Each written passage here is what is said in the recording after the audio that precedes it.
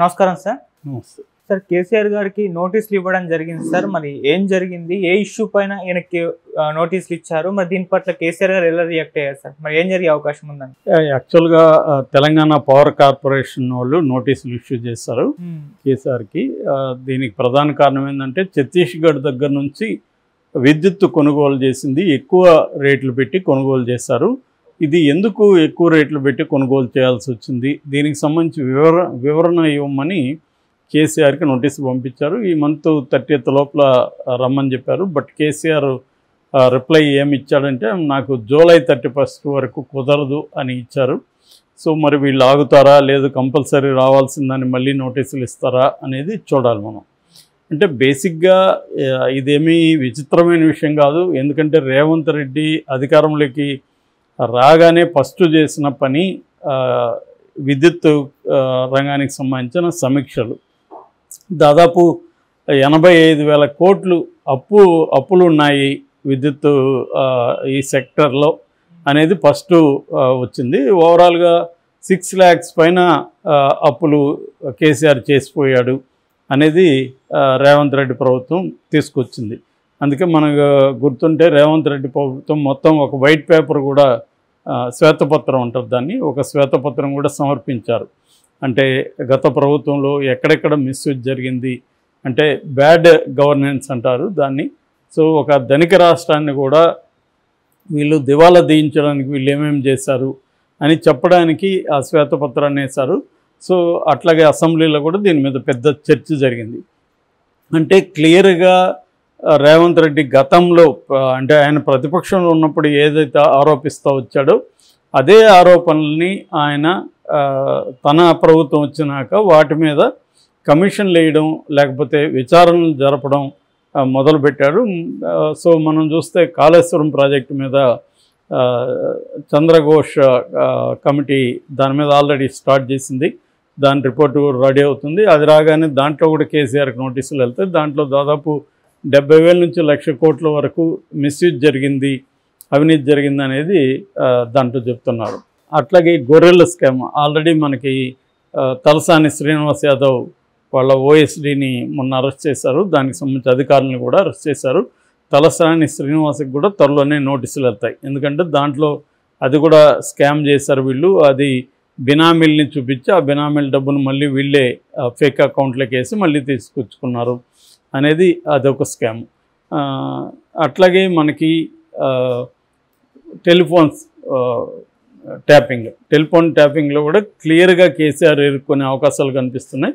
అంటే ప్రభాకర్ రావు కోసం వెయిటింగ్. ప్రభాకర్ రావు వస్తే ఆయన కేసీఆర్ పేరు చెప్పే అవకాశం ఉంది. ఆల్రెడీ రాధాకిషన్ రావు కేసీఆర్ పేరు చెప్పాడు. సో రేపు ప్రభాకర్ రావు కూడా చెప్పాలి. అయితే ఇవన్నీ కూడా ఏంటంటే రాధాకిషన్ వీళ్ళందరూ చెప్పింది కూడా కన్ఫెషన్ స్టేట్మెంట్లో చెప్పారు. ఇది కోర్టులో చెప్పాల్సి ఉంటుంది. కోర్టులో వీళ్ళు కానీ ఎవరైనా అప్రూవర్గా మారి కేసీఆర్ చెప్తేనే మేము చేసామనేది కానీ చెప్తే అప్పుడు కేసీఆర్కి నోటీసులు ఇష్యూ చేసి కేసీఆర్ని కూడా అరెస్ట్ చేసే అవకాశం క్లియర్గా కనిపిస్తూ ఉంది. ఎందుకంటే రేవంత్ రెడ్డి ప్రభుత్వం ఎన్నికల కోసం వెయిట్ చేసింది. ఎన్నికలు అయిపోయినాయి. సో ఇప్పుడు నెక్స్ట్ ఇంకా లోకల్ బాడీ ఎన్నికలు, హైదరాబాద్ మున్సిపల్ కార్పొరేషన్ ఎన్నికలు ఇవన్నీ వస్తున్నాయి.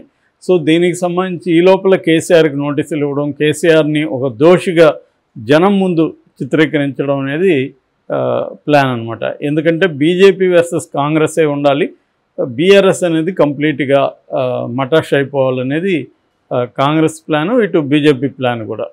సో బీజేపీ కూడా ఏంటంటే లాస్ట్ 2019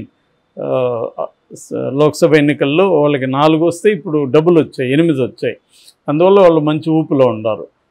సో కాంగ్రెస్ నిజానికి 8 అనేది వాళ్ళ ఫేస్ సేవింగే, కానీ వాళ్ళు ఇంకా ఎక్కువ ఆశించారు. ఎందుకంటే అసెంబ్లీలో ఎక్కువ సీట్లు వచ్చాయి కాబట్టి దానికి కరస్పాండింగ్గా పార్లమెంట్లో కూడా కనీసం ఒక 10 వస్తాయని ఆశించారు. బట్ 10 రాలేదు.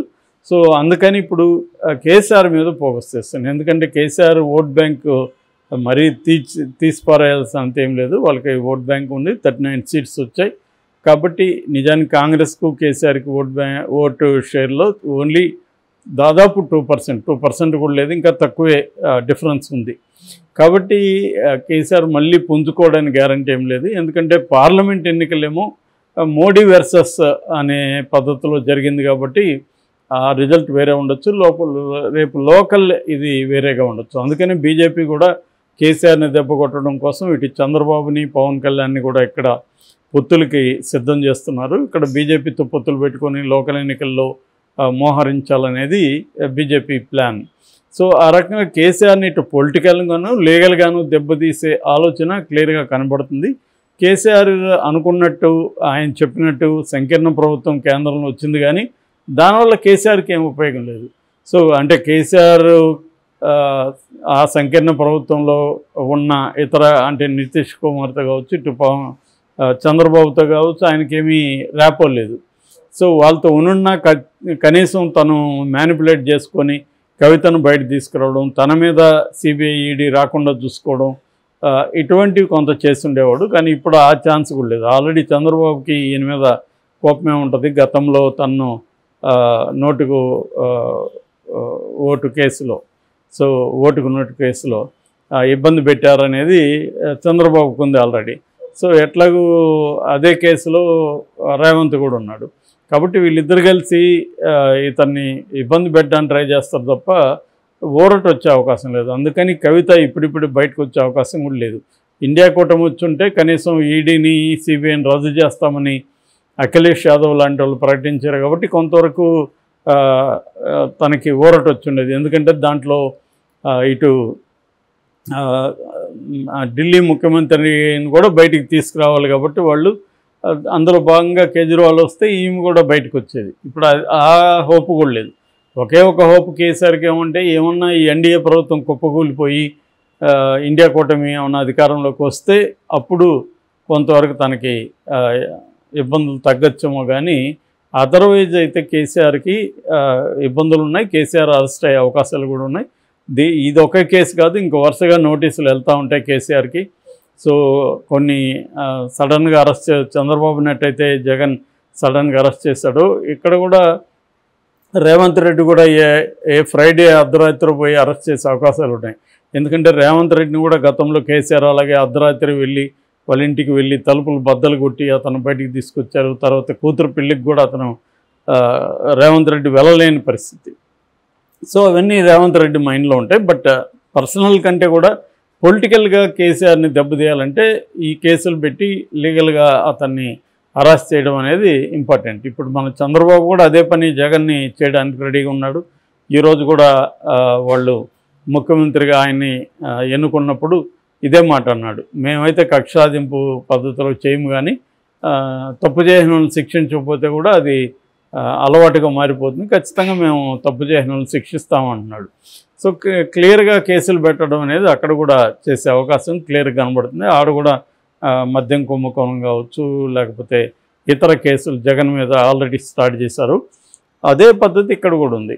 జగన్కి, రేవంత్ రెడ్డికి, చంద్రబాబుకి, కేసీఆర్కి వీళ్ళకి ఎవరికి కూడా పెద్ద ఎసెన్షియల్ ఏం తేడా లేదు. ఎవరున్నా తమ ప్రత్యర్థుల మీద ఇదే పద్ధతిలో కక్ష తీర్చుకోవడం అనేది కనపడుతుంది. కేసీఆర్ ఉన్నప్పుడు ఇటు ప్రతిపక్షాల మీద బండి సంజయ్ని అరెస్ట్ చేశాడు, రేవంత్ రెడ్డిని అరెస్ట్ చేశాడు, ప్రజాస్వామ్యవాదులను అరెస్ట్ చేశారు, చివరికి అరగోపాల్ లాంటి వాళ్ళ మీద ఓపా లాంటి దారుణమైన చట్టాలను ప్రయోగించాడు.